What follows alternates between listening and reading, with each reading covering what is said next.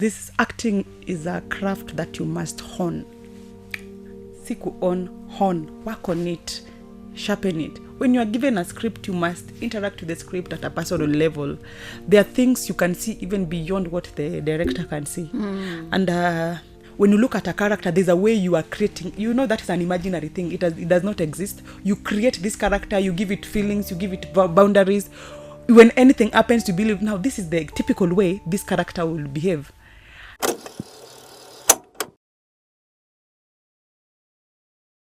So hello guys and welcome to Touch Digital TV. My name is Amina Hussein and you're watching Sips and Soul, where we share, feel and also connect with human interest stories. So today in the studio, I am joined by the one and only. She's an actor, an entrepreneur, a mom, a casting director, and so on and so forth. So ladies and gentlemen, without further ado, allow me to introduce Brenda Anyango. Yay! Media Mbona Studios. unipigi makofi? Okay.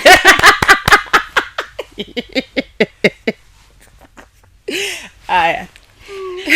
Sawa, hata uwezi karibu. Oh my god, sorry, mimi ni mgeni. So guys, my name is Brenda Anyango. I also go by the name Brenda the Brand. Yes.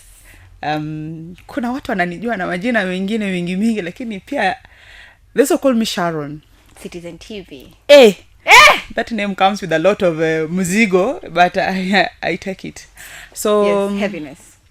Just as she has mentioned, I am an entrepreneur, a casting director, actor. I'm also a comedian. Yes. Unatuchekeshanga kwa nyumba. Adi nje ya nyumba. So I do so many things just to make money. I also breathe for a living. Lucky artist. Anyway. Najua so many people wamekuona pale kwenye television, walikuwa waliona jani yako pale Antiboss. Ulitrend pale. Very good character. Hapo Antiboss ndo nilianza TV actually officially. For sure. Yeah. The first role on TV. My very first role on TV was on Okay, Antiboss. tell us about it. Who is Brenda now? Now, officially my acting journey ilianza when I was in high school. Okay. Form 2. It started with a lie. It started with a lie. During the drama festivals, kulikuwa na audition shule. Wakasema, who can act? I told them, I have been acting all my life. Primary school niliact. I have never acted. In fact, primary school, ulikuwa ushago. Mimi ni demo Nairobi by the way. Wala umelaka Nairobi. Mimi sijawahi soma shule ya ushago. Pole basi. Lakini hata kama ni Nairobi ilikuwa ghetto, si Nairobi sana. But si wale wa posh. But ilianza pale at secondary school level. I lied to them that I can act. But actually the drama teacher had seen me. I was just cheeky. Niko form 1 na kila mtu ananijua shule mzima. Unaona, I have these very peculiar characters, funny, lively. So actually when the drama teacher wrote the script, he had me in mind. Hata akiuliza, in his head I was an actor. I was actually discovered that I'm an actor na mimi sijui. Alijua before you. Alijua before me. Anaitwa Mr. Innocent Abongo Muga. I will always give him a shout out. He discovered and also nurtured my acting talent. So from there nika move to theater. Na si theater, set book. Huko nayo kuna mwosho. Hey, able talk about the set book. Okay. Especially during your time. Hey. Wacha kusema during my time. Kama nikitambo sana. Ni juzi to me, I'm still children. Especially during your time. Stop addressing me as if I'm your ancestor. Juicy when I was doing set book. Guys, you are normally like this, so just understand. I understand. Sasa, nilikuwa nasema nini kai? Set books. Oh, set books. So after this is just immediately after form 4 ama set book nimeanza kama bado niko high school. Tulikuwa na shida ya school fees. Let me tell you. Oh my god. Mimi I think when you look at me you see a person who has really made it in life. Lakini wacha nikwambie story yangu. It has been tough. I grew up brought up by my mom alone. Single mom. Single. I don't know kama alikuwa single, but I was brought up by my mother. Okay. Mimi hapo pati ya single yeye anaweza sema, me I don't know, but yeah, my mom was there. Okay. All of us Sisi ni wale watu wenye ulikuwa unabahatisha kama mtakula ama hamtakula. Wewe unajua unaweza kosa rent ufungiwe milango na kifuli mbili. That was not our case. Sisi walikuwa wanapanda juu, anatoa roof.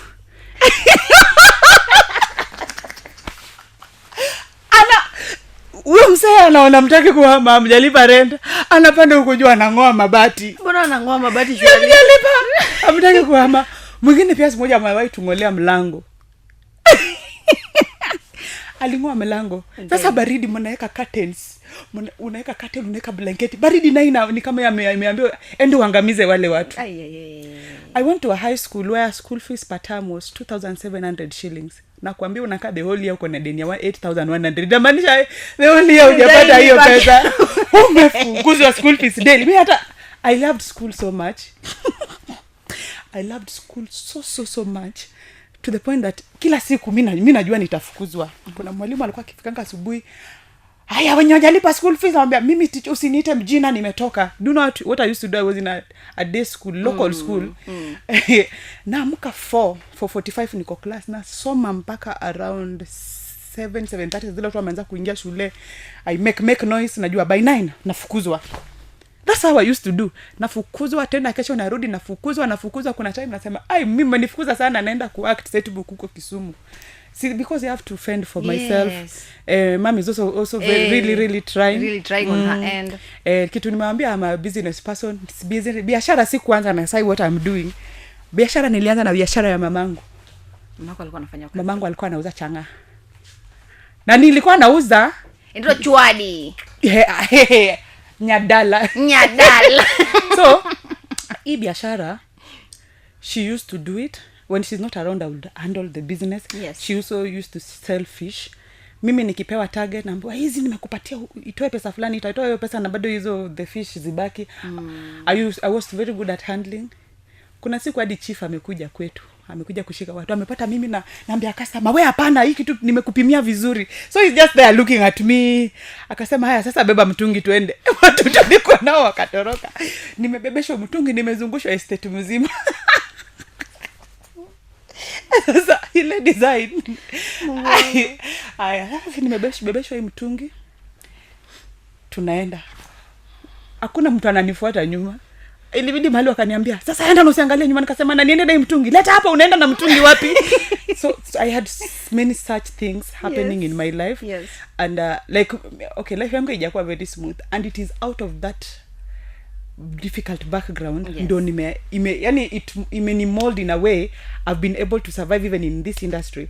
Mimi acting siatini hata I've not even clocked 10 years since I started doing professional screen acting. Haijaka. Wow. But the moment niliingia ile mwaka nilianza audition is the first time ulipata role. Siku nilifanya audition ya kwanza I was selected, but that one I qualified myself. What do you mean by that? Sasa tumeenda audition. Mara ya kwanza watu nilienda nao wamepigiwa masimu.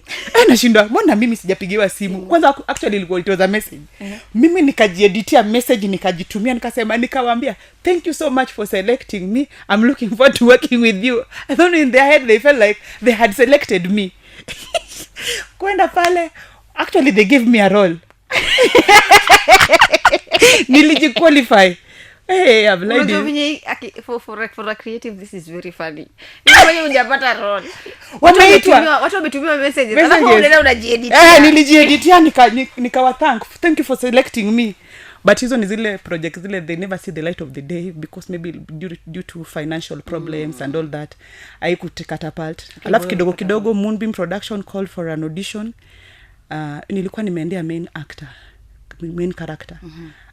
Nikaambiwa wewe hujapata main character, but kuna characters zingine hapa wa mama fulani wanono wale wana jogging kwa mtaa asubuhi, wanataka we see their husbands wants to snatch. Yes. The husbands wants to be snatched by a university girl. So we are really struggling to have that university girl body.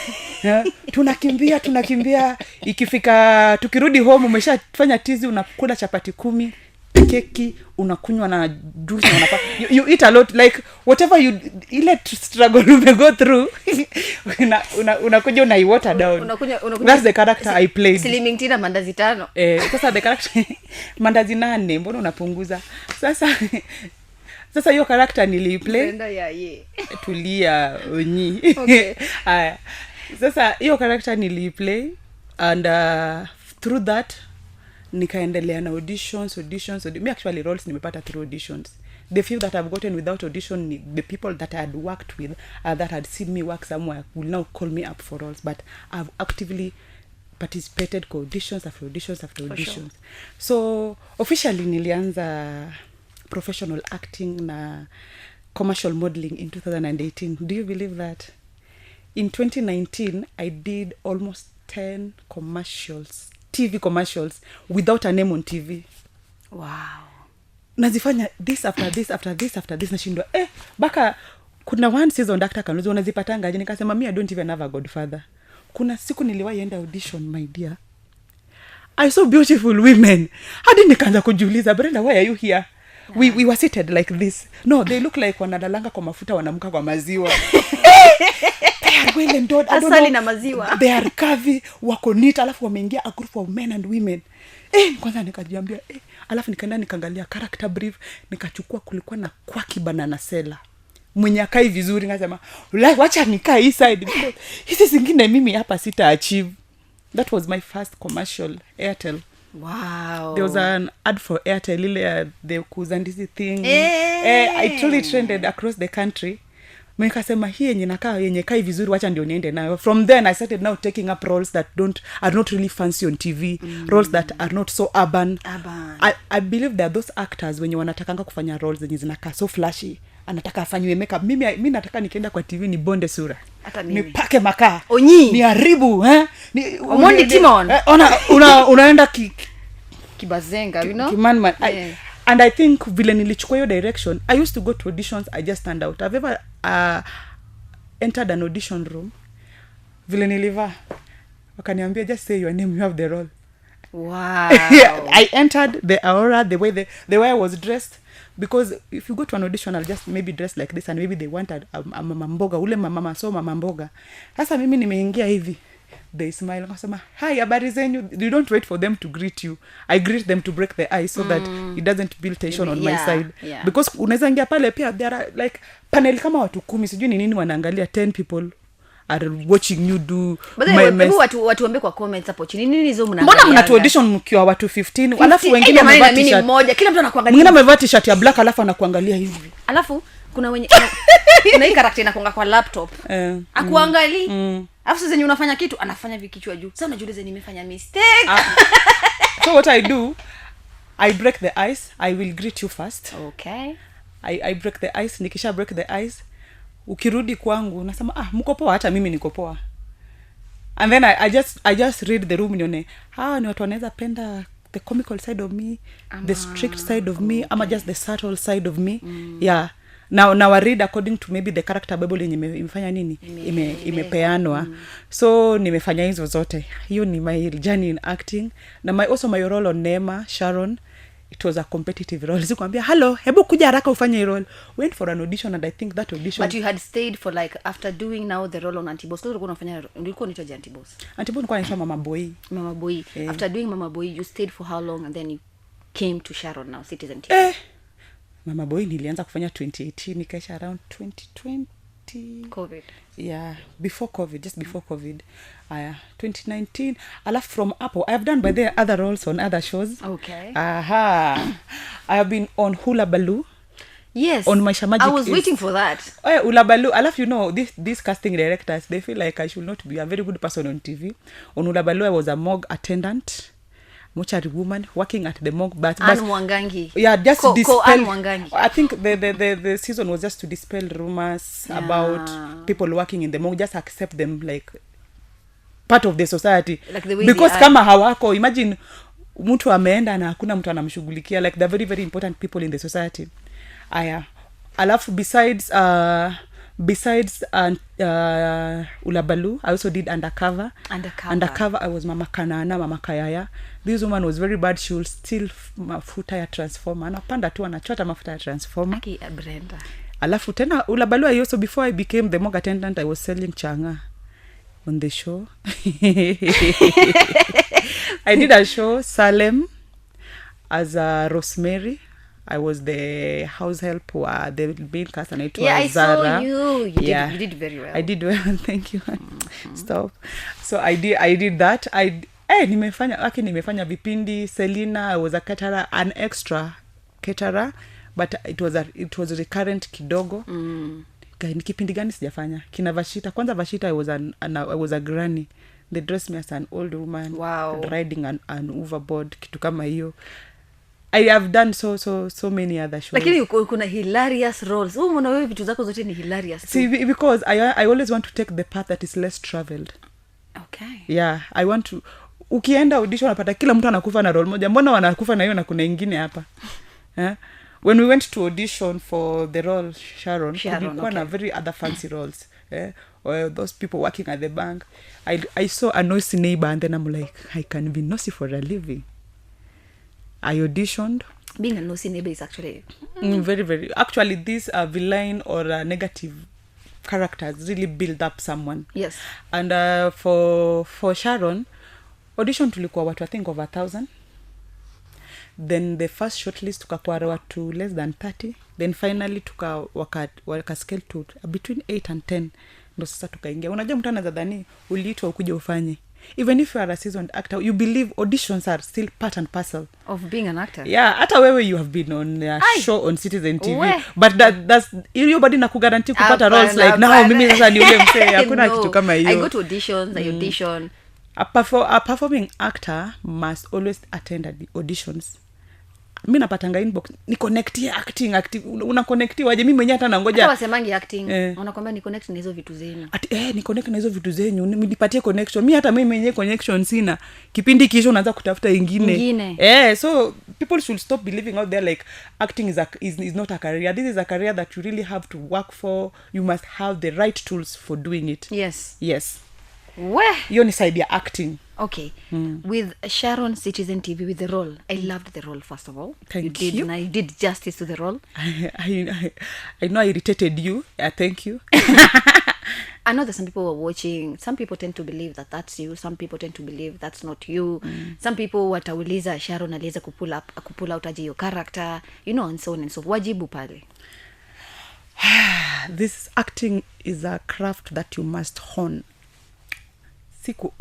Hone, work on it, sharpen it. When you are given a script, you must interact with the script at a personal level. There are things you can see even beyond what the director can see. And when you look at a character, there's a way you are creating. That is an imaginary thing. It does not exist. You create this character, you give it feelings, you give it boundaries. When anything happens, you believe, now this is the typical way this character will behave. I looked at the role and I'm like, oh, okay. Hapa nafaa kukua mshamba, so mavazi yangu yote haitakuwa mzuri. I wish mungeona nguo anyway. I will not look good on TV. Unajua mtu anakuangalia sema hata ukae vizuri. Mimi najua sifai kukaa vizuri. In fact I did that intentionally. Yes. Because the role demands you not to look good. Yeah. If I look good I'm not supposed to look good, I will have failed. Sasa nikaangalia character nikasema hata makucha haifai kutengenezwa. Nafaa kukua ushaona ule mtu mwenye anakaa vile anataka alafu anataka mtu anakaa vizuri. Yes. Yeah. I wanted to create the contrast because there is also the temptation to look very very good on TV. But now there's me in my head. I want to leave a lasting impact kwa akili ya mtu. As Brenda, I always strive to be memorable. Tukiwa in a group of people, then I want to stand out on my own. I don't want to go with the way people are going. If they're going the right direction, I will go with them. But I will always want to stand out in my own way. I don't want to seek approval from anybody else. Nataka tu, wacha nikue kashubiri, ni accept ama uwache. Hivyo tu. That's how I have decided. Sasa for the character, kitu ya kwanza vile niliinteract nayo ya kwanza nikaona, this character si ya kupendwa. Hii character ni ya kuudhi. Ukiniona kwanza uone sura yenye haupendi, alafu nikiongea ni kuudhi. So I capitalized on that heavily. Nikiamka asubuhi nasema sasa leo naenda kukuudhi. I will wake up in the morning, then I'll post even on my status, it's time to irritate you all. And thank you. And then I irritated them. I will meet people, they will, even men, even prominent people unashindwa, why are you like that? Unasema, I wanted to meet you in flesh and blood, nione unakwanga hivyo kweli. But to tell you the truth, Sharon is not Brenda. And Brenda is not Sharon. Talk about that, because I think most of the people in Kenya tend to have a notion that, for example, if you see someone online and they have a certain character, you tend to believe that's them. In actual sense, someone is just putting a character on ndo aweze kujisukuma financially. We do that intentionally so that you have something you can lean on. When I start doing normal, very normal things, you will not be attracted to any of my craft because normal is boring. True. So we try to kuchimba mtu ili aeze kudhika kabisa. Unaget? So normally we do this to create like I've told you, to create an imaginary character out of it. So kitu tunafanya mostly ni is a character we create. Mimi hata huyo Sharon nikaambiwa nikuwe Sharon in one day, I will not manage. That woman is so mouthy. That woman is into people's case. Wenye mimi kama Brenda, mimi sijui kukua kwa kesi ya watu. Yeah, true. Mimi sijui kukua kwa kesi ya watu. Mimi sijui kuspread rumors. I will see something like this and I'll just let it slide. If it doesn't concern... Unajua ngoma ya Iyani. Yeah. Iyo tu. Because nikiangalia kwanza hata just that arc of umbea. Naweza kuwa mimi ni mumbea lakini sio hiyo design. So that's not me. Alafu leo ni act kama huyo mwizi wa mafuta ya transformer. Sasa kusema ukweli mimi naweza iba mafuta ya transformer sasa in my personality as Brenda. I cannot. Yeah, you can. I have never worked in a morgue, but I will act as one. Someone who has been at the morgue. I've never done so many things I've done on TV. Sijawahi kuwa ketara. Sasa unataka kusema leo niende huku nikuwe ketara, kesho huku nikuwe mumbea, huku niende nikuwe mwizi, huku niende nikuwe mtu wa anasa. Huwezi fanya hizo vitu zote, honestly you can't do all that. True. Yeah, so it is just ni kazi kama nyingine. Na kuna so many parents actually when they tend to, sorry to say, in this society that we are living in, utapata mzazi bado ako kwa ile century ya hizi vitu azilipi, enda utafute kazi ya ofisi. Ofisi hata siku hizi zimejaa. Ofisi zingine zinafungwa with the emerging stuff, these pertinent things like AI. Kuna kazi kitambo watu walikuwa wanafanyanga lakini sasa hizi zimechukuliwa. Zinafanywa na computer. Sasa sisi tutakaa computer iturudishie kazi, haitarudisha. People must adjust to changes. Usikue conservative sana. Wacha nikwambie, hebu angalia hata vile watu walianza ku embrace mambo za digital spaces. You will go to churches, you will hear them preach, wachana na Facebook itakupeleka jehanamu, TikTok ni mbaya. Sasa ukienda TikTok, ukienda huko utapata huko ndio wanahubiri. That is why you find the word of God. Let me tell you, it used to be like that when COVID hit. Ile Facebook yenye pastor alikuwa na kashifu ndo alikuwa anaingia nayo live kuhubiria nayo wanakondo, I'll say that. So it's funny. It's something they didn't know, but walikuwa wanakashifu kitu hawajui. Adjust nayo, but digital spaces are just like maybe sasa ofisi. Hiyo ofisi ni yako, wewe ndio utadecide if you want to do something negative in it ama you want to do something positive. Ukitaka kuitumia for your own ruin and destruction, you will use it. If you want to use it for your own benefit, ikujenge, bado itakujenga. It is just a space that you will utilize according to how you want to, but bado matunda itatokea kulingana na ile whatever you have done. So it is not the space that is bad, it is the person. Wow. It is the person. Wow. Let's move on now to casting. When did you develop an eye for casting? Because casting simply means kwenye hawajui anything kuhusu acting, ni kupatia yani kuselect watu, kusema huyu ana fit. Sema kama mtu anataka kuact kama laptop, Amina anaweza kama laptop. What a way to describe it. Yes, it's yeah, I'm just giving an example because so many people won't know what casting is. So casting is basically that person that selects you to go to that television or to that theater performance and perform. So for casting, when I back in the day when I was still doing set books, the traveling theater, bragging rights sijui kama niko nazo, but please. I will just brag. Kwani mnadhani natoka wapi? But do I say bwana? So from kitambo I have a very keen I'm a very keen observer. I can look at things, you pair them up. Hiyo time nikiwa bado high school, I will lead a whole team ya watu wenye hata wako university, even beyond university, I will direct. I will direct. Mimi ni mtu director, angeenda mambo za marketing, akirudi ananiambia shikilia hapa, na nitashikilia vizuri tena na ni direct vizuri. Mimi ni mtu mwenye kwa hiyo kitabu mkirihazi niko na lines za kila mtu, wezi tupana mambo hapana, hujashika hiyo vizuri. So hiyo ilianza kama like an aspect of leadership. Now kukuja huku na enthusiasm. Yeah, pia interacting with so many actors. Wengine you only get to see them at the audition. Some of them have never really gotten that break. Kuna mtu amewahi fanya audition hata for 5 years hajaipata role hata moja. Sasa mimi na tunakutananga auditions and I know you can do it. I have a very sharp memory. Yes. Most of the time hata nikifanya casting sometimes I don't even post. Ati I'm looking for such a person. Nitakumbuka kuna audition tulienda, kuna huyu mwenye tuwahi fanyanga na kuna project na audition fulani nimewahi enda and ali stand out. I want to ebu nitumie clip nione vile kama unaweza achieve. So ni pia kuinteract na actors, knowing who can deliver what, na pia discipline. Hii si mambo tina wewe tu kudeliver peke yake. Kuna discipline ya kazi. Ukweli? The acting is discipline. By the way, wacheni niwaambie, if you're not disciplined, don't try to venture into that field. You will fail terribly. Hiyo kwanza kuna discipline ya time. Every day you are working with 50 new people. Leo unapata huyu mtu unakutana naye leo. If you don't have social skills, wachana na acting. Kama hauna hizo soft skills, wachana na acting, because this is a field where leo nimekutana na 50 new people, tomorrow we will meet another new 50 people. Alafu pia huyu mtu nimekutana naye leo, I'm supposed to convince you as the audience tumejuana. Alafu kwa mfano tumekastiwa, we are supposed to be very intimate, tunapendana nini tunaangaliana kwa macho, mimi sikujui.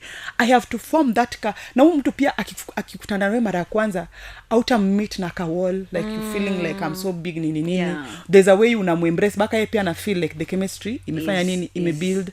There's the aspect of time. Unakwambia as an actor you can work 22 hours straight, hata 24. Tulikataa 8 to 5 lakini hiyo 85 ni afadhali kushinda hii side nyingine. Juu hii side nyingine kama pia una job au hakuna rent. Hiyo ndo the reality of things. Most of you come to me, maybe go to mnaendanga kwa Brenda kuambia I want to become, I want to be this. You have to there's some certain things that are supposed to be there for you to understand certain structures. For example, someone can say artist wanakuwa depressed. Artist mbona wanaji vitu kama hizo. But they don't sit down and think. Sasa unaona kwa TV ndo niko job. Hadi mwingine anasema hii kipindi na boss muitoe. Do you know what we feel? Kama mtu anakuambia wewe hebu toka hapo, I want you fired. I'm like mimi hata kipindi yote yenye hata mimi siko ikiteka hata 5 years I'm like wacheni watu wafanye kazi. They let them atinabo. Ama mnasema ati mna certain actor sana. Mnataka afanye nini? Wewe kwa mfano mimi natumianga mfano. Sasa mtu kama ni daktari umeona ametibu watu wengi sana, should stop treating people. Because hiyo inamaanisha sasa Sham akona mastery, akona inaitwa nini? Uzoefu unajua sasa inajifanya wala binwala. Uzoefu inaitwa nini? Or consistency. Achana na you don't know English. Mimi si Mjaluo. Akona experience. So sisi tunaonekananga ni kama ukiniona kwa hii kipindi ukiona kwa the next same faces. My friend, let me tell you kitu nyumanga, the one thing that really pains me about this thing, it's a fellow creative ndo ana inject notion ya Amina ameact sana. Mimi wachana niwaambie naye mimi nataka kuwabo. You will switch on any TV station utapatana na mimi. Sasa utauza TV na bado ukikuja kwa social media spaces, digital spaces, you will still meet me there. Mimi basi nitakubo because hawezi ambia mama mboga tu umeniuzia sana, wacha wengine pia wauze. Tunaambiwanga ati wachie wengine, mimi nikuachia alafu mimi ni breathe wapi? Ama mama, by the way you mentioned, there are so many things you mentioned about me. Yes. Wacha tu nimaze hii bit ya casting. Okay. Casting mimi sikujua kama mimi naweza cast. One time producer alikuwa anataka kufanya some commercial, alafu I think it was on a very short notice. Akanipigia akaniambia Brenda, I know you know everything and everybody, this is the script, deal with it. Location, nataka unitafutie hizi location, nataka uangalie vile watakula, I want you to look for the cast, I want you to do everything, me just report to me. Within a short time akasema so no, I told you are very efficient. Kidogo akanipatia job nyingine nikafanya, akanipatia job nyingine nikafanya. Sana that major commercials on TV you've watched, I have been casting. Yes. Yeah. Sasa ilifanyika it took someone, an outsider, to see Brenda can actually do this. Yeah. Mimi vile nilifanya kwanza ya pili nikasema why not? nikaingia ndani. So wherever ninakwanga kwa spaces za acting nitaona mtu, the people that will just stand out to me, nasema na wewe unakaa huko, hebu nisaidie tu na contact yako. I will not promise you a job, but kidogo utashtukia nani uko around, haya kuja ufanye kazi. You see, that's good. That's actually so good. The reason why you're casting and your casting is so nice, I'll say that. Sinanga issue na casting yako, because you know how to place people in their rightful positions. And the reason why you're actually doing that, it's because you go for auditions and you meet creatives, you meet these familiar faces. But you know, our casting directors are not doing that. Kuna wenye wafanye? Si kuna wenye, most of them they don't do that. Let's talk the fact, they don't do that. Mtu anaenda pale social media anaona, anaangalia anasema Stacy Tracy. Maybe for example, I'll say this. Stacy akona followers. She's a brand online. Maybe she's doing but hajawai act. But then there's this Tracy mwenye ameactingi, but in terms of followers ana social media engagement. Do you believe our casting directors will select Stacy instead of Tracy? Si hata casting, shida iko hapa. Shida hata iko kwa casting kabisa. Shida iko kwa producers, they do not allocate money ya marketing. So they will pick people with social media following. Alafu waende wafanyie trashy job.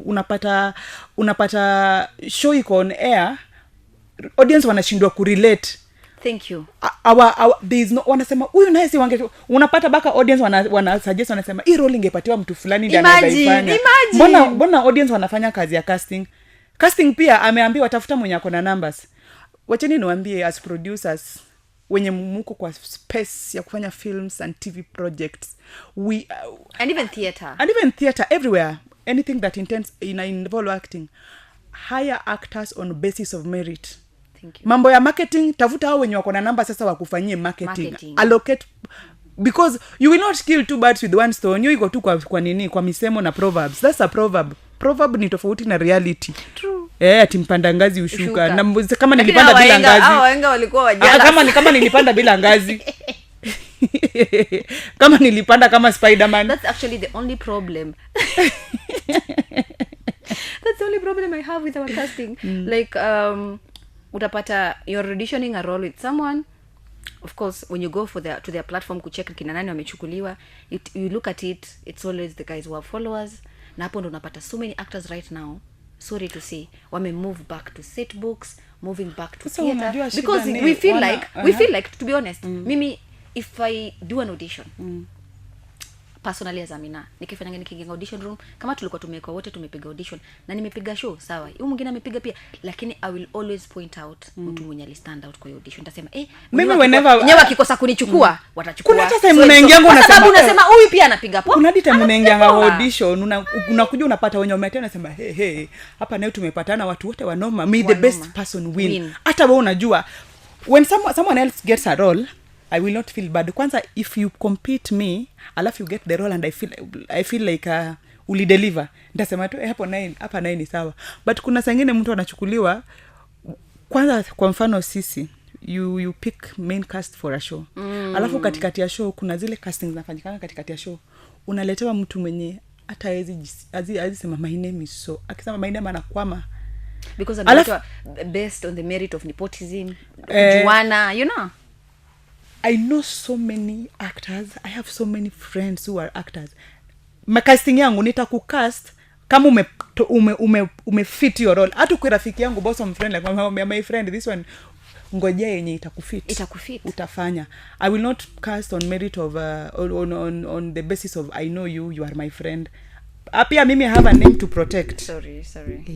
Pia mimi I have a name to protect. Unafanya production kwa hivyo unajua kutengeneza. Acha tu. Nimetengeneza vizuri. Kwa hivyo I have a name to protect. Yes. And part of casting, last but not least, casting, I feel like also there's some people when, no offense, mtu ali log on TikTok, became famous on TikTok because of doing challenges, for example, and right now you see them being given lead roles on television, being given, when it comes to TV, radio, hao ndo wako pale. And sorry to say, the productivity in terms of viewership iko, because wako na following. Viewership iko watu wataiona, lakini in terms of communicating the message, sending the story home or sending the message home, haifiki. Watu wenye wako famous on digital spaces. And you have nothing against you guys. I just want to clarify something. How watu, they are part of the ecosystem. Ni vile sasa wanapatiwa job description si yao. Do a show, hire these people to market your show. Sawa, do it, hire them to market, because that is what they do best. For us actors, wewe unaniweka kwa set, niko kwa set Monday mpaka Sunday, nina shoot kila saa, shoot content sangapi ya kutrend online, especially when you are doing a series. Hata unanga time even for yourself. Sasa uwezi nigeuza creator na bado niko kwa TV na bado nibambe my fans. Those who are doing active content creation, our two wanna spend a lot of time to create that content. Okay. I will not have time to compete them as a professional actor. Sina time ya kuwa compete. If I'm lucky enough, people will follow me, but I will not be as engaging as someone who does purely content creation. Kama mimi time when you are still doing production ya Neema, unapata time unaweza fanya content, maybe sayo mko break, kama ni lunch break, kusema hey, kuna kakitu kama crossman, hebu kuja tufanye. Alafu ka snip unaitupa kidogo hivi, inaenda followers wako na shindo, huyu aliendanga wapi? Si kuenda tuko, lakini hakuna nafasi. So actors wakwe actors, content creators wakwe content creators, influencers wakwe influencers. Kila mtu like this cake is so big, let us share it equally. Actors siende kufanya kazi ya influencing. Kama hata influence ni sawa, content creator kama sio actor, awachane na hiyo kazi kabisa. But with the kind of the digital space we have right now, I feel like watu wanaona your value equals your followers. That's how it is right but now. But pia unaweza kuwa hata na million followers na kitu unafanya hata relate na nini fan base yako. Because I'll tell you, your fan base is different from my fan base. Ukweli. Kuna kitu nikifanya kwa my account, kwa channel zangu, hata watashindo umefanya nini. Mimi wamenizoea kama mtu mjinga, nikaenda kukaa hapo kama mtu mwerevu. Huyu ni nani? Huyu hatumjui. Can you bring back your stupidity? That is what we want. Unajaribu why are you polishing? We don't want you polished. Kuna vile we want you that they way. Followed you because of the raw nature in you, because that is how I appeal to them. Unaona? Na iko tu hivyo. Kabla tusikie we casting directors our way, let me switch to other hawana shida wale. Lazima tuambiane mawili matatu kuhusu our industry pia, for us to improve. Unajua tukishinda tumenyamaza, what people tend to assume you are fine, but no, we are not fine. We have to put measures and understand pia who are the one who are casting. Ni kama uone kipindi pale kwenye television, kuna saa unajiulizanga nali direct hii kitu, akuona hii kitu, akuona hapa. It's the same way. What you see is what I don't see, and what I see is what you don't see. Sometimes we see the same thing. So it's an industry that needs also structures. Na pia a lot of things need to be aligned. Industry ama sector? I think it's an industry. That's a full industry. Kenyan professional actors.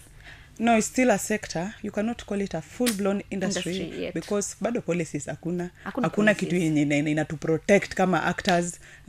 Mtu anaweza muka tu asubuhi, wewe unafanya kipindi, umeifanya ukasaini ita air mara moja. Ina air mara moja, repeat ukuje uone kwa channel nyingine, uone uipate South Africa, uende Germany, kumbe ina air. I am not collecting royalties. Why am I not collecting royalties? Why do I have such a big name and I'm not feeding from it when I'm supposed to feed from it? This is a sector. Come on, bado tujafika industry. Wale wenye wako kwa Kenya Actors Guild, wale wamesimamia hizo vitu. Can you advocate for policies zenye zina to protect kama actors? Bado tuko na hitches na ule muindi. Unaona? Bado guild ijapatiwa the Kenyans, so unfortunately tuko kotini. Wacha tukue kotini, but unaona the little things we can do, let us do it. Usijaribu kuita hiyo kitu industry, ile siku itaanza kutugenerate income. But naona production quality inaenda ikisonga, but there are still hitches. Until then, we are still a sector. I'm sorry if I'm rubbing people wrongly, but it is a sector. The day we become an industry, sisi wote tutafeel, because hakuna industry yenye ina infrastructure. Kuna infrastructure. Hatuna. Ushaona zile contract sites zenye actors wanapewa ati perpetuity. Kuna mtu ashainipatia contract ati it's a commercial. Ati we will use it for 100 years. Maya ametusela, kwani mimi ni mzee Kobe nitaishi 300 years. Sasa nimeshaishi miaka ngapi ndio unipatie another 100 years? Watu si wanaishingi 120, hata sasa ukipita 80 50 umejaribu. Ukipita hata 50 umejaribu. Alafu anakuambia I can modify, I can do this the way I want, I can do this. What the heck is that? Hakuna hiyo nayo wasijaribu kutuchezea. And then leteni policies. We have even actors when walikuwa actors na side their legislators. Me, I want to challenge the likes of Akina Jalango. But why are you not sponsoring bills in parliament to protect interests za artists? We don't want roadside declarations. Okay. Kuna watu kama Akina Jagwa, he was a musician. I don't know if he has sponsored Nyambane. Akina Nyambane. Munaendanga huko tunasema KJ. We now have one of our own. Sasa munaenda huko mnaanza kumezwa.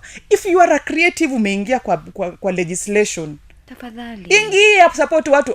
Ama niingie nipige kitu. Ingia utatusaidia, I think.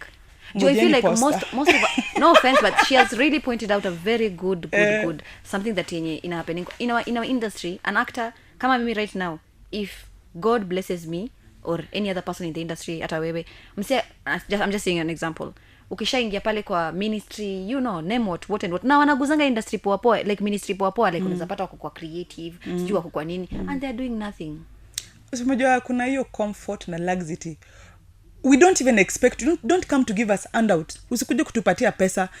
Go and sponsor, peleka bill, sponsor a bill inashughulikia rights za artists.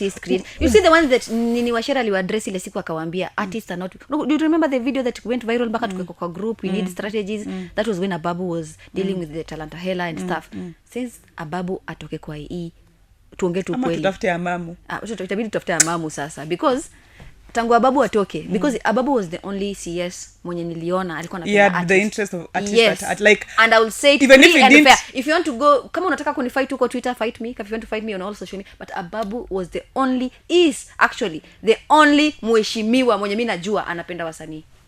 Alijaribu ku make certain reforms. Too bad his tenure did not aiku cross the boundaries. Yes. But mimi nataka at least we have just one artist mwenye anajaribu ku make it. Unaona, like even the likes of Eric Omondi, if he decides to vie for a political seat, atafika huko atusahau.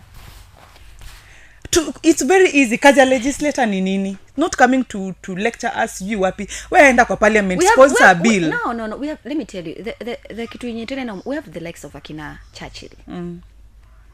The comedy industry has lost almost, let's speak it raw and just say it the way it is. Tumelose wase wengi kwa comedians. Maybe hii imefanyika, hayo imefanyika, I don't want to go into details. But you find out that someone like him anajuana, like it's someone akimekata phone call kwa industry aseme we need the rights of the comedians to be, like me, I want to challenge you. We don't need those phone calls to where we need structures, we need infrastructure, we need a document yenye tunaweza refer. We need to be backed by law. We don't want to look like huyu ametusaidia sana, nataka sheria. Like someone like him, unajua he is the founding father. So kuna anafaa kuwa by now vitu zimeleiwa, structures zimeleiwa za comedians. We're not supposed to be seeing comedians online complaining, saying that this and this is happening, this and this and that, this and this is happening. What does Churchill, kwa mfano mimi ninataka tu kuuliza, ni nini hiyo Churchill like, does he have the seventh sense ama the sixth sense yenye sisi kama usisi hatuna? He has done his part. He has nurtured talents. Amewapeleka pali angewapeleka. Sai he does not even, hakuna show yenye anafanya actively yenye tunaweza sema sasa sai ashikilie. Wase tuko na akili. Can you just regroup? Come up That's with my policies? word actually. Yes, yeah. I regroup to what to form. Si yeye ndo wacha nikwambie huyu alisha. Yeye and the others. Because let me tell you. Mimi bado nitapingana na wewe. Mimi sitapingana na wewe. Mimi usikiza, mimi nataka kukuambia. Let us drift away from the notion of thinking that someone else should do this. Amina, what are you doing as an artist? Wewe unafanya nini? Hatujafika hapo Brenda. Au tujafika kwa nini? Hatujafika hapo. Yeah, amefika mahali anaweza make tu one phone call to the ministry, waanze kutoa wakiongea. Imagine for example yeye wakishikana na Utoyo, washikane na Jalango, washikane na sasa wakina KJ wenye kwa ministry, washikane na wao wote. Waseme we are building a motion for every creatives hii na hii ikue. Unataka kuniambia the creative industry, actors, comedians, musicians, hatutakuwa na structure. Task rushia watu wenye wako kwa legislation kinajalangwa chachi lana ofisi yenye tunaenda hata tuwezi, we cannot even attach him, tuwezi mpatia responsibility. Ni kama unataka mtu mwenye ako nje akuja kushughulikia mambo ya nyumba yako. Wenye wako sahi wako na hiyo mandate, wenye wako wamepatiwa hiyo role ya legislation, very vocal leaders like the likes of Akina Sifuna. Yes, Kama wanaweza these are young people, wanashinda wakisema tunaangalia vijana mnawaangalia wapi? There's this time niliona Mike Sonko pesa yake sijui how much imeunfreeziwa from the account. Juzi tu ilipostia Nairobi Gossip. And I went there and I commented, please mheshimiwa Mike Sonko, we have so many talents in Kenya. Kindly, since umepata hii funding, support vijana, creative people. Ali like to. Lakini sasa wewe unataka Sonko akusupport kama nani na hana ofisi? Sasa story na ofisi. Wacha nikwambie, tuko na sheria, tuko na structures. Sonko, let me just give you something. Sonko akona a whole team yenye inasaidia vijana, yenye inasaidia the community members, depending on yeye usaidia watu wenye wako na shida, the legit problems. Lakini kuna kitu unajaribu kutoa ndani yako Amina na uoni. Let us hold those who are accountable, those who hold offices to be doing that. Tuko na ministry na state department ya youth, creative economy and digital superhighway. We have all these structures. Mbona hawafanyi kitu? Mbona tuende kwa Sonko tumwambie sivyo tufanyie nini? On what account? That's a handout. If we have a system, tuko na grant yenye imepatianwa. If we have tuko na system kama tuseme now the president today aseme I make executive orders. Nataka kuanzia leo hizi structures ziwekewe, actors na wakwe wakikula hivi na hivi, hizi ndio zikwe vitu za kuwa guide. Now this is the threshold. Who will propel this to the president? Tuko na legislators ambao ni they usually walikuanga artists. Me, I'm still calling out the likes of Kina Jalango. Sina hata ubaya na yeye. Nataka tu kuwakumbusha. Yes. We will not hold people like Sonko. Alikuanga governor. Ile time alikuwa governor tungemwambia unafanya nini ma youth wa Nairobi. Tumeshajua vizuri hakuna nini. Hakuna employment opportunities and all that. But you've realized ukienda town sasa utawapata na kamera zao na nini wana shoot. Can you do something that will help them? You just put maybe aka competition ya homa photographers where they can showcase the country and all that, something very productive but is giving the money at the end of the day. The reason why hata say kuna uprising ya youth, I'm sorry to say this, naingia kwa political mode, but this is not political. The reason why hata say kuna uprising, kuna they are so can I say the unsettled, they feel very unsettled. There's an agitation from them because wanna feel there's this problem here. There are obvious solutions that are supposed to be taken into consideration, but hazichukuliwi because sisi wenye tunafaa, sisi tuna believe sijui someone from somewhere. You have a voice now. Hii Kenya watu hawakujui. Wananijua. Can you use that voice and amplify? Let it get to the right people. Watutengeneze structures.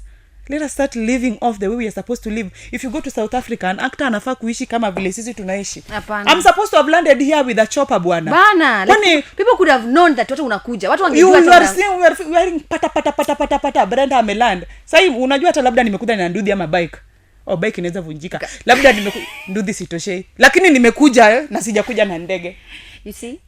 That's the problem that we have when it comes to our industry. Mtu akisha tengeneza yake anakula na wenzake. Sasa nikwambie, I was driving at this because I realized the gap and I wanted to do something in my small way that can help generate income for the youth, generate income for creatives. Okay. Because tunaonanga watu wanakuwa kwa shows like sasa ya Citizen TV. That's a place where people build brands, where personally I have honed my craft na nika build a brand.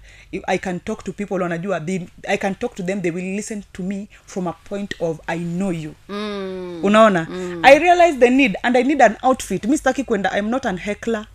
Sitaenda huko kwa barabara nipige kelele alafu kisha piga kelele watu wamekuona alafu what next? Alafu nini nyingine? So just from the show on Citizen tukakaa pamoja with two of my colleagues. Before now you get to that, talk about the end of a program. How is an actor supposed to de-roll? And now come to that aspect of now the business side, because I feel like so many of us, we do a show, tunaifanya lakini si tunaangalia venye tunafanya hii show, hatuangalie mwisho wa hii show. After this show what happens to Amina? Kwanza kuna the aspect of the show ending officially, alafu kuna wale characters role yao inaisha kama show iko quarter way, halfway, 3/4 way, alafu maybe hata kuona kama itaisha. I think actors pia wanafaa kukuwa na nikisema the third eye watanijaji. Kusema fourth bado utakuja, just say it. They should be very keen, wanafaa kukuwa very intentional. Unaona, when I take up a job, nitakuuliza hii job inafaa kutake how long? Nitafanya hii kazi mpaka how long? How long am I going to be with you, so that I commit for these 3 months. I know in these 3 months I will be working with you. After nyuma tu ya hii 3 months nafaa kwa nimeshaanza kujifanya nini, kujipanga. Ndio maana unapata mtu anakuwa famous daga kidogo, oh guys nibayeni hata noodles, mimi hata nimelala njaa na saidieni, sijui unaanza kutukana producer mwenye ulikuwa unafanya naye kazi, because you did not anticipate the ending to be like that. Ama unadhani ile attention ulikuwa unapata when you're on TV you will still get that attention. That thing fades. The beautiful ones are not yet born.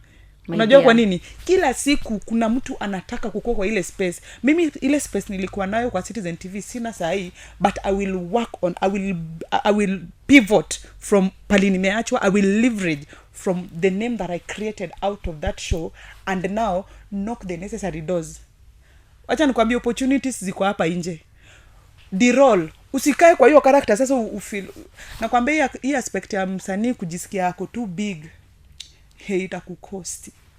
Unataka ku live standard fulani yenye sio yako. Ati huwezi panda matatu na una gari. Kwanza hata hiyo fare ndio hauna na hutaki kupanda matatu. Ni nani unatesa? Mimi napanda gari City Shuttle. Ile kubwa, ile basi. Hiyo kwanza hiyo ya kiposh. Una ile gari ukipanda mpaka ufike kwenye unaenda. If that is where you fit, kaa hapo. Usiende kufurahisha watu. Sasa juu uliniona kwa TV mimi nisipande matatu. Kama niko na 30 bob nitafly to town, ama nichukue chopa niende town. Hiyo ndio kitu inanishangaza. It doesn't work like that. So what happens, just be yourself. Jaribu sana usifurahishe watu. The idea is not to look rich. The idea is to be rich. Stop. Hebu rudia hiyo statement tena. The idea is not to look rich. Usitake kukaa msongo. Kwa mtu mwenye usikae mwenye ako na pesa, kana hiyo pesa, kwa na hiyo pesa, then money will, in fact they will just see the skin inaanza kuglow. Una shine tu hata hujapaka mafuta, una meremeta tu. Usisikile when I get money there will be signs. There will be signs. Thank you. Yeah, very good. Thank you. Sawa. So most of the people brand yao ina tend to fade after TV, especially, no offense, the main channels that we have, name it, TV, NTV, KBC, Citizen, KTN. After that msiana, ana vanish in their own way. But thankfully to God, right now in this era, we have digital spaces such that kama sita kuona pale Sharon Citizen, say at least naweza kuona pale kwa channel ya Diana Luvanda, you guys are shooting something amazing. You see, tumepatia hiyo mandate ya if I can't be able to see you right now, tuko na hiyo freedom ya wewe mwenyewe unaweza jiactia na ujitokea. Musanii anasikia ameshakuwa mkubwa, why am I even doing content? People know me, my friend. Kuna watu wengine wanazaliwa, people keep sprouting like mushrooms. Kwanza hiyo TikTok kuna mtu anafanyanga tu content yake ya ana act kidogo anakuwa spotted, anakuja ana cover hiyo position ulikuwa wewe bado umekaa tu pale. Like an actor unafaa kuwa mtu, you are a progressive thinker. Mali umekaa unafikiria in the next 5. Uwezi sema mimi I will not tell you ati mimi nita act forever. I want to be in a position to hire people. Wow. I want to hire those producers. Yes. Those who I worked with as my producer, I want to sit with them on the same table under the same emblem. Tunajita we are the producers. Think progressively. Mtu anataka kumaliza akibu Yesu niitie kazi. Hadi una beg. Kubeg si mbaya, lakini mbona usifikirie you have a name that you can bargain stuff with. Mbona unajisumbua? Wow. This is what I was telling you. In our little way of trying to bridge the gap. Yeah. Sasa tukakuja tukasema kipindi itaisha. This is something we are deliberating from last year. Kipindi itaisha. Ikiisha what next? hiyo ni conversation nikaanza karibu na some actors anasema you are just pessimistic. Ikisha nitaitiwa role after all. Wewe unadhani wewe shaenda audition you see a sea of actors hawana kazi. Kuna audition nilienda Brenda juzi. It was very funny. Walisema wataki mtu ashaikuwa kwa TV. Sasa ndio hao ndio wengine hata kama ushai act once. Hao ni wakumbavu. Sasa you are calling uko na mgonjwa. You want a team of doctors. Unasema I don't want any experienced doctor. I just want a doctor mwenye ametoka tu, mwenye amegraduate bado kuna fresh skills. Bro, hiyo zoisa ni nini? Sorry to say the reason why I'll say, and I mean that I'll speak my mind. If you judge me, fine. If you don't judge me, we can have better conversations with you. But I feel like such projects, na ndasema without fear or favor, inakuanga ya kunyanyasha those nyanyasa ama nyanyasa nyanyasha inakuanga ya kunyanyasha those what are they called, upcoming, sipendi kuita mtu upcoming actors, because that's a bad name. I normally say it's a bad name, but hiyo ni ya kunyanyasa those guys, because for us as an experienced actor, hata kama umeact once or twice, you know that these are the rates. Sasa nikuulize, nikiact once hiyo skill yote nafaa kuipeleka wapi? Sasa ama umekuja audition, umepiga show, and then at the end of the day someone is calling you, at the end of the day anakwambia you tunataka watu wanajulikana, you acted so well. Kwanza wanazanga your acting is kuna jina wanasemanga it's what and what. Hey, alafu unfortunately we wanted actors who have never been seen on television. We want an actor or we want an actor mwenye. Okay, sasa sisi tuende tu work kwa radio. Okay, ama tuende Jupiter. Mimi sielewi. Me I prefer if you're putting on an audition, andika audition before uende ku character bible ama kutuambia hizo roles. Not if you are an experienced actor who has acted over this blah blah blah years, do not show yourself up. Kama kuna siku tulienda audition ya, wacha kwanza nitoe kwa roho. Kuna siku tulienda audition. Pale Marsabit Plaza. Hata wewe ulikuwa. Nilikuwa? Sitasahau. Kwa ulikuwa among the people pale kwa line number 4. na raukanga auditions, yes. I know. Time yote tume audition was na light skin kama 20. Wale weupe. Pepe. Kwanza kuna wengine hadi wanakaa kama wamemwagiwa vanilla asubuhi wakikuja. Only after nimemaliza audition nimefika home, the casting director texted me akaniambia, sitataja jina, audition ilikuwa ya usitaje majina tafadhali, haina haja. Ilikuwa ya case utani ya kitu inakaa hivi. I remember. Sasa na walikuwa wanataka melanin. Walikuwa finally they were looking for us because the sitataja ad ilikuwa ya drink. Na walikuwa wanataka melanin. Kwa hiyo character descriptions ama hiyo ad wakituma, walitumia audition watu wengi sana. Hawangeandika hiyo. Si ndio nashangaa. Because the ad ilikuwa they needed, ni kama ni for example, let me just use it, ad ya Pepsi. Maybe mtu anataka, because ile Pepsi ya dark anataka a dark person to hold the dark Pepsi, maybe a brown person to hold ile Pepsi nyingine inakanga sijui orange ama sijui nakaje, whatever they call it. Hizo you see. Sasa if I want someone, I'll do a mixed match of the characters if I'm doing the Mirinda one, right? But if I'm doing maybe for example ka drink, let's say any drink, let's say hiyo beverage tu. Why would you call a light skinned girl and yet you need a melanin girl for that? That is now wrong. In your character description you are calling out for an audition, weka kila kitu. Wale wafai kukuja wasikuje. Exactly. Mimi moja kuna siku nishaitwa set. Well, I came to find out hiyo audition ilikuwa inahitaji dark skinned people, and yet when I was looking at the matrix, wewe kwa mama ndio ulikuwa mdaka. The rest walikuwa hapo kando. Sasa unaniita mama. Ni mwili. Wewe ndio kwa mama na watoto mlikuwa, wewe ndio ulikuwa mdaka. I swear to, the rest walikuwa light skin ama walikuwa light skin. Kweli mauongo. And were you selected for that ad? I was not selected. But they selected. No, actually I got the call and I did not agree with the terms. Sasa nikwambia I respectfully declined. Thank you. But yes. Now they were calling, sorry to say, I nachukia colorism. They called someone who has a darker shade than me. Walikuwa wanapigiwa simu. Someone who has my shade. Yo sasa haifai hivyo. Wewe ukiitisha audition kama utaki watu wanono, niambie. Kwa mfano kuna siku this rogue casting, I'm seated at home 1 p.m. Haya Brenda, ni aje? Unaweza tokea, tuko na crisis, we need someone to fill up a role for us. Yes, niko ready. Hata siku wa home I was at my friends. I had a kitenge nilikuwa nimevaa kitenge refu na siliti refu kushinda kitenge yenyewe. Sasa nikapigiwa simu, kaambia wewe kuja, it was along Langata Road. Nikaenda ndio nimeenda, kwanza nimechukua pikipiki. Very risky for me in my genetic makeup. Pikipiki ndio hiyo mimi nimeenda. Kufika, the first assistant director looks at me, is sneered. Nikaambia mwenye niko naye, huyu mbona anakani kama ameniacha kwake akanipata hapa.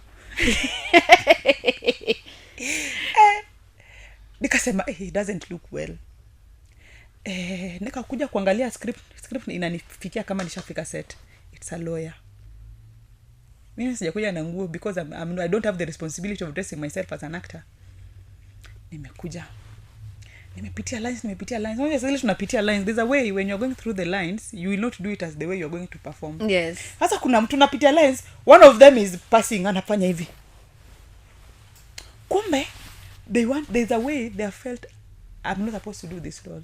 Wakashoot scenes zote ikabaki yangu. The lady comes to me, Brenda, sasa unajua the director feels like you will not deliver this role. Nikasema kwani nimekuja hapa juu ya feelings ya director. Okay, sawa. If I will not deliver, just pay me the amount. Me by the I can't force even working with you. No, we'll just give you fair. Nikasema fair gani? Pay me the full amount. Because you called me. Why did you call me? Unajua utanilipa. So you don't burn bridges. Nikasema I'm relocating the river. Kuna bridge hapa. Because let me tell you, niliacha vitu zingine zote nafanya, nikakuja unataka kunipea fare. Kwani mimi ni demi yako, nimelala kwako, unanipatia doa tu fare, unanifinyia ati 200 hapo enda fare. Mimi nikamwambia unajua you will have to pay for this. You know this is a company, kwamba pia mimi ni kampuni, pia mimi niko na terms zangu. Yes, you're a professional actor in Kenya. Yeah, ndio nakwambia it is not my fault. Kwanza alisema ameona ni kama uta deliver, hujaniita kwanza sasa tukoona nimeshindwa. If I was an upcoming actor, for lack of a better word, if I was new to the craft, ningesema hata siwezi act because the term was very conk for me. Yes. Nikasema sawa, nilipatia pesa zangu niende, pia pesa utaki kunipea. Nikasema imagine you will have to pay me because kwanza kwanza you guys are not sharp. So mngeniambia we have lost daylight, we will shoot tomorrow. Nikishafika home munipange. Hey. Why are you telling me to my face as if I am incompetent? I had to be paid. Because nikamwambia mimi nishakuja nimeshika lines, nimefanywa makeup. Mmenipatia mpaka koti nikavaa. Then I go home without shooting. You director, I'm not here for the director's feeling. If you guys were good enough, ikasinginyu basi mngefanya mapema. Kumbe apparently hawajawahi ona lawyer mnono mweusi. That is not my fault. Wacha ni sip mimi juu nikata kunywa chai. Chai mimi ndio chai. Akaamua kumbe hii time yote ni kwa sababu in their head there is no fat lawyer and black. I entered the industry when it was heightened. Wacha nikuwapatie tu. Anyway. I entered the industry kama iko heightened colorism. Mimi nilikuwa nikiingia hivi audition niko opposite of what is wanted. Wewe ni mweusi na wewe ni mnono. Kuna siku nimepatiwa role ya commercial. Kumbe huyu director akona mtu wake mwenye anafaa kufanya selection panel kumfanyia vizuri. Do you know what happened to me on that set? What happened? Mtu wa light akona zile light kubwa zile HMI. LED kubwa. Wanaweka hata tumuoni vizuri, she's dark, we can't see her properly. Wanna change lights, wanna adjust. Nashindwa kwani leo nimenyonya light style gani? I've been shooting, I've never absorb. Ni kama nanyonya light. Wakasema wakapoint dem fulani, fanya huyo makeup.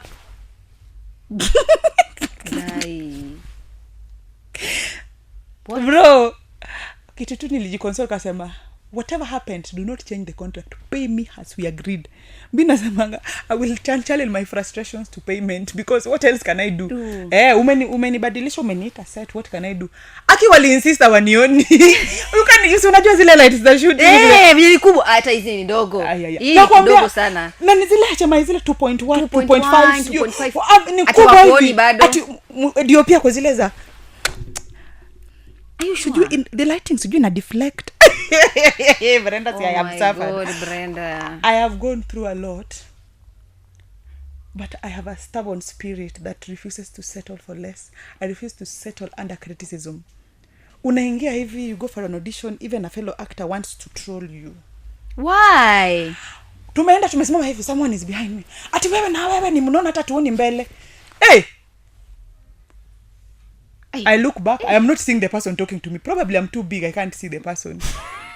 Kuangalia hivi, kwamba ni wewe unaniangalia shati. Unajua you look like half a human being and I have not talked. Akasema imesha, nakwambia haijaisha. You will not insult my personality nikuache. Bana, that's bad. Because you have to really fight for your space. Matusi ziko hapa nje na mimi personally I don't have room for stress. If you give me stress, back to sender with fire. I make you, if you give it to me, I flip it on you. Yes. Because sina your time. Your time hauna. Your time sina. But that's so bad. Pole. Hey. Pole. Aki for sure, pole. Like you, kuna kwanga na experiences that everyone anapatiana depending on how you look. Mimi nitakwambia ijakuwa easy pia. Haijakuwa easy. Haiwezi kuwa easy because pia if you're on the other side, I hate comparing pairs. Penda kucompare ati mashida kusema ati when this one is speaking about this is what I'm going through, wewe pia uko hapo. Mimi pia napita no. Personally I tend to think being plump already, it's already an issue in the industry. Mimi hata sijui tuliwakosea wapi. Sijui walikosea wapi. Hata industry ya fellow Kenyans. Hata industry ya majuu. Is it wrong to eat and be healthy like me? Like even the industry ya majuu pia oversized models ama oversized actors. Si oversized ni plus size. Oh, plus size. Guys, sorry. Ni sawa. Plus size, okay, that's the word, sorry. But oversized bado anyway. Yeah, plus size model actors. I mean models, actors, TV presenters, media personalities, sports presenters, they go through a lot. And when they start speaking about their personal experiences, like indo kitu mtu mwenye tu amenona tu kidogo inaleta issue kwa society. Hata kama umenona sana, it can be one thing. You see a person who is too big for your eyes. Ni kama ukikanga hivi akuoni yote. Unamfeel kama if that person is too big for your eyes. Hiyo kitu nataka kusema could be the very insecurities this person is facing, you know? Yeah, the very insecurity. So me, I'm just imagining kama watu plus size wanna go through that, and this is a white person speaking. Kumbuka kuna kwanga, sorry to say again, kuna kwanga na white privileges, you know. Now you can just imagine you're a plus size na wewe ni Mwafrika. Sasa kitu nilisaidia, mdomo yangu hainiruhusu kuweka, kuna vitu zitaisha hapa kwa mdomo, haziendi kwa roho. Because that's why Brenda, I am very healthy. Mimi sina any lifestyle. For a fellow actor to tell you, you are so huge that you know, wewe mwenyewe as a person, umekaa chini ukajianalyze. Why do you, this is another thing that we face as an actor. Mimi kuna siku nilipost picha yangu after kutoka Citizen, nilipost picha. I think 2 months later. Brenda delete your video TikTok because of trolls. They were saying all sorts of things. Mpaka nikawaambia no. Ati wewe naye kwani actors wengine wajamwambia amekonda aje? Anakaaje? Ai, tangu atoke Citizen amekonda sana. Atuambie shida iko wapi? Alafu ukishawaambia shida. Sasa I was like, hii ndio imekonga mwili yangu. Mimi sijaona mwili mwingine niko nayo. Wewe ushinona na nimenona. Wapi? Sangapi? So ako like, so kitu watu wajui ni when you're on TV, kamera inaongeza pounds. So the way you imagine this person is so big. Also lifetime yako usanye uko kwa TV, you're not even active even in niseme active physically. Kwa sababu schedule ya production inakuanga very tight. I'll wake up at 4 am, sometimes go back home at 1:30 and I will still wake up at 4 am. Yes. Sina hata time ya kujiangalia. Utanipata nimenona. Sasa mimi nitafanya kazi, nikishamaliza na hiyo kazi nitaangalia unono yangu nitaipeleka wapi. But it's because of the change of lifestyle, hata diet yako. Yes. If most of the time I'm on set, I will have to adjust na ile food yenye iko set. Si ile yenye mimi natumianga nyumbani that I can regulate and all that. Sasa mtu anataka nini? Ndio maana most of the time mtu akiwa kwa TV hata for a long time, most of the time people add weight. Because ya vitu kama hizo, ukikosa pia kulala vizuri, the weight inakuja itaongezeka. Yeah, and people watu wanataka uende pale social media. Kuna siku Sarasa na Likonda, sorry to say this, she was a very prominent figure, she's still a prominent figure in our industry. Kuna siku ni kama alienda ka workout, aka reduce, aliuliza are you pregnant? Nilikuwa naangalia post yake comment section, nilimtumia nikamwambia kipole, maybe someone is going through. You remember when Chadwick Boseman was alikuwa na suffer from cancer na watu wanamtroll pale kwa social media, this man amekonda sana, mbona ako hivi, and yet he had cancer. Mimi hata nashanganga Guys, be kind. Who gave you that standard ya kupima mtu anakaa vizuri anafaa kukaaje? Hivi. Nani alikupatia right ya kudhani mimi nafaa kukufurahisha? Mimi sio tequila. I'm not tequila to make you happy. You should look at so kinishaniona niko na flat time umefurahia, alafu hiyo furaha yako inanisaidia na nini? Hiyo furaha yako inaniongezea nini katika jamii? So on top of you entertaining these people, kufanya show poa, then the same people wenye walikuwa wanakuchia, you ni mnoma, ndo mtu the same person anakuja kukuambia in this space, amekonda. In this space, your fans are your anti-fans. Thank you. Your anti-fans are your fans. They flip depending on the situation. Ukini hype sana kama fan ni sawa. Ukinituka mimi naendaga baka kwa comment, nikipata umenikomentia vitu zenye unataka nitakujibu ama nita delete your comment. This is my space. Ni kama mtu anakuja kwako na panga. Niwe nakuchemshia acid. Unanikujia kwangu kunithreaten aje kwangu unanitukana. But with all due respect, guys, respect artists bana. Like if you see someone has maybe una feel body yake ikufurahishi, sura yake ikufurahishi, switch. Usijiuliza anakufurahisha kama nani. Peter, like squeeze uko na option. FYP yake unaweza kuwa na option. Wewe kama upendi video za cats, unaendanga kuona za dogi. Na mama unaenda kuona zingine na zingine na zingine. Unaona hizo AI intrusive thoughts.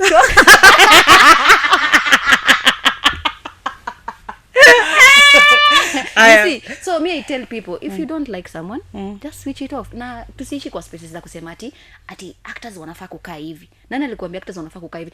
Brenda akikosa kukua hapo, na atakuwa head teacher wa hiyo shule. Kai Principal. Nani atakuwa auntie yako ule mbaya? Nani atakuwa mama yako ule mbaya? You know, we tuna continue as we are growing in this society. Let's cast people respectfully and let's respect our spaces, because mimi nilikuwa naona hata ile dialogue tulikuwa tuna have online ya kubishana kuhusu cybercrime, the bill. At some point it made sense to me. At some point lakini mtu mwenye hajawahi tukana mwenye kama hujaitusiwa I think fear ya most people wana feel ni kama it might be used the other way, but mimi kama mtu ambaye nimepitia mikono ruthless, mimi kuna mtu alikomenda akasema huyu anamkanga asubuhi anameza chura. Ati kwani anakaje? Ati unaona kama mzigo umefungwa vibaya kwa pikipiki lord. Unaangalia unasema ati mwingine pia anaambiwa kwani huyu akupanga tumbo vizuri akitaka kupiga picha. Guys. Lord. Hapana. Oh my god, guys. We go through a lot. Hey Kenyans, bwana, give us a break bwana. Sawa. Kuna kitu nimetaka sana kumention, nitasaulika hapa in our small way of trying to do a balanced ecosystem, trying to address issues and give sustainable solutions. So the three of us from the show, that is Mercy, Amelia was my daughter Val. Yes. Mercy was the woman you hated to love, you loved to hate. She was playing Karen. So we came up, we realized the gap. So we came together and thought of ways how we can curb the situation, trying to work things out so that we are to kill the middleman. Yeah, effect. the middleman effect, the intermediaries. So through that we worked on a company. We came up with our company is called Heritage Crowns of Africa Limited. We also came up with our foundation, Heritage Crowns of Africa Foundation. Okay. Yenye itakuwa ina address ina deal na pia mambo za employment. In this we're doing talent management. We do experiential marketing. Wow. We are promoting cultural heritage and tourism across the country. So because we knew I have been given a voice, now I know you know me. Wewe usijifanye unijui. Kama unijui naitwa Brenda. I know now you know me. And now I will use that voice to amplify the needs, the voiceless, to give a voice to someone who cannot speak. I can go and negotiate on behalf of someone, an artist. Okay. Because if you look at even the current structure hata ya serikali, kuna so many things untapped.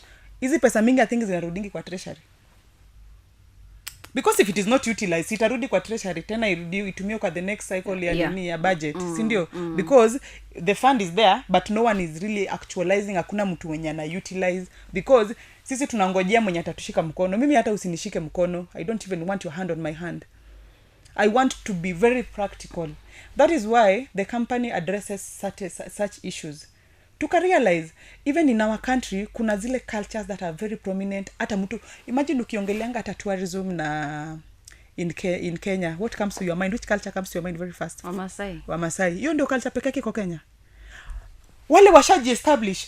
Sasa sisi kazi yetu ni highlight, kuweka spotlight kwa hizo cultures zingine, the tourism attraction sites, so many in the country. There are so many beautiful things in the country. Kama place mimi nilizaliwa, sisi tunaionanga tu kama kitu ya kawaida, but I come up from a place where the River Yala and Lake Victoria huwa zinakutana. Mostly when it rains, huwa zinashikana. Unaona, that's a very good thing. Yes. Yani you can show to the world, this is where they meet, where the river and the lake meets. Actually, it's a very thin nikadogo. Hapo ndio unapitia ukienda kwetu. Shako huko ndani.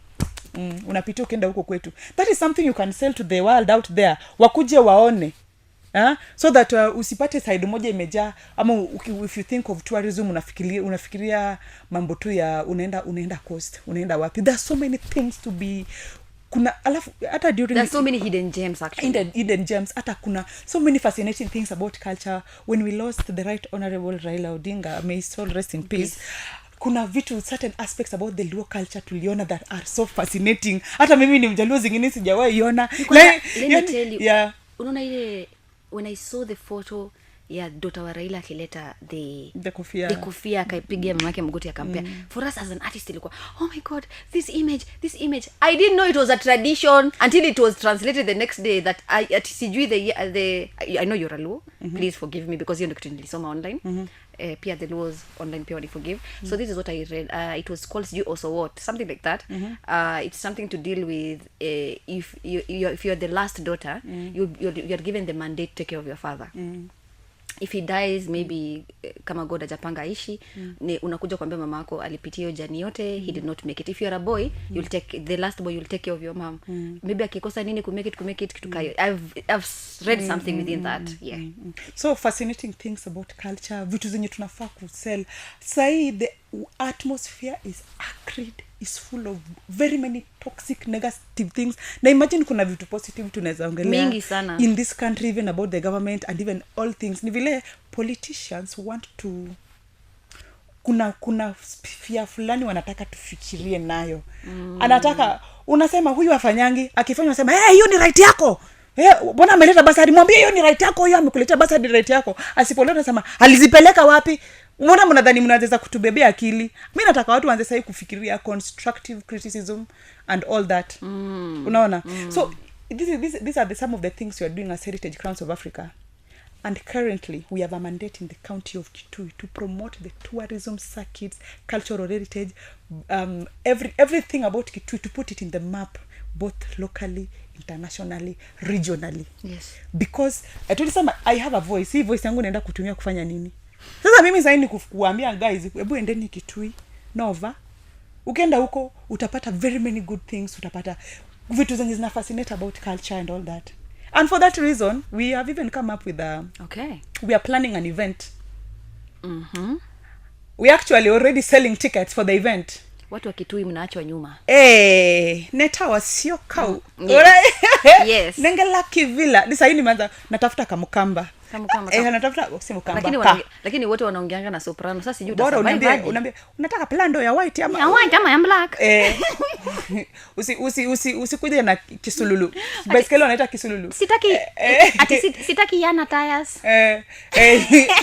Sauti hata nitajaribu. Watatumia yangu. Me already have a manly voice. So I don't want another one. Tunaweza tumia sauti, tutatumia yangu.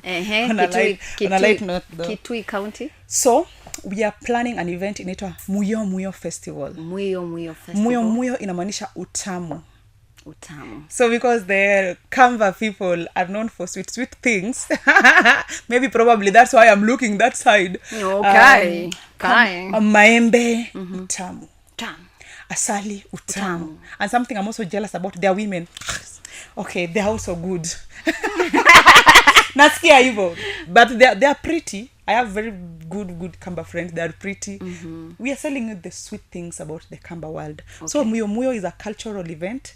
It will include the cultural dances, the traditional cuisine, the regalia. We have a runway Mnasikia? for the same.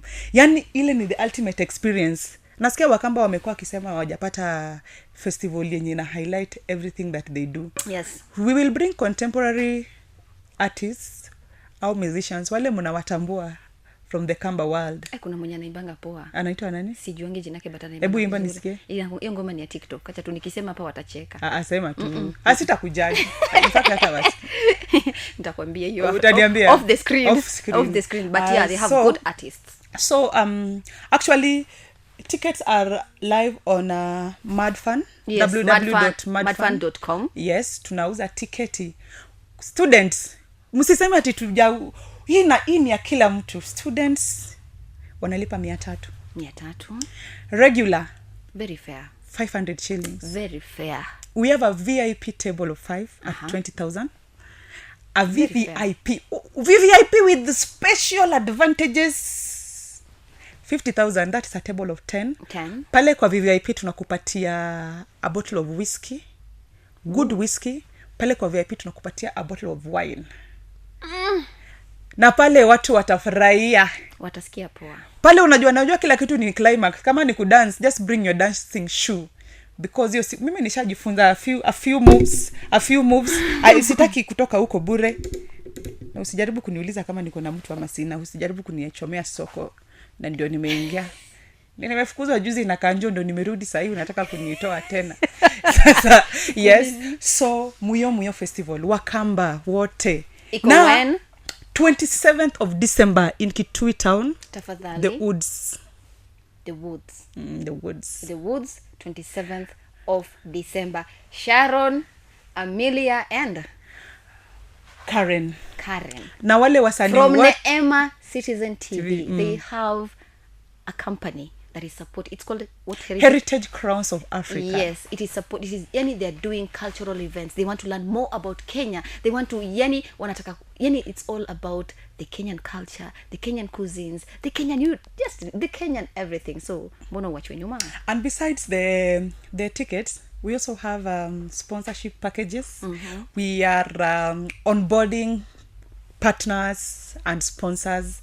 So tutafute. You can follow us on our social media handles on Instagram, Heritage Crowns of Africa, Facebook, Heritage Crowns of Africa, TikTok, Heritage Crowns of Africa. We also have a website, heritagecrowns.africa. heritagecrowns.africa. And just in case you have any questions, you can even go to her handles. Brenda the brand _ Sharon Citizen TV. Yes, that is Instagram. Facebook Brenda Anyango. Karibu kuongeza Mutisia, Mutua, Mutiso. Hizo ndo jina za huko. Ni hizo? Hizo ndo jina. I will try. My people. Nengala muyo. Sawa. So reach out to her, manze, buy any ticket. Let's go celebrate there at Kitui County. We're gonna come. Watakuja to another counties, but for now, muyo. Tusaidie msanii na msanii pia atawasaidia. So hii pia tunakaribisha kila mtu. Hata baadhi hata tumeshajenga tuko na baka kiti ya mfalme wa nchi hii. Tumekutengenezea kiti rais, karibu sana rais. Karibu sana katika msimu huu. Unajua why we selected 27th of December? Why? Kuna kitu inafanyikanga after Christmas 25th na tarehe 1, hujuangi ni nini unafaa kufanya na maisha yako. Siku zinafanana tu, lakini tunakuletea muyo mautamu ufurahie. So guys, why not hop on? Yeah, this? I'll be in Kitui County by the way also, so ukikosa nitakuroga. Unajua sasa nimeanza kushika kamote. Look at you.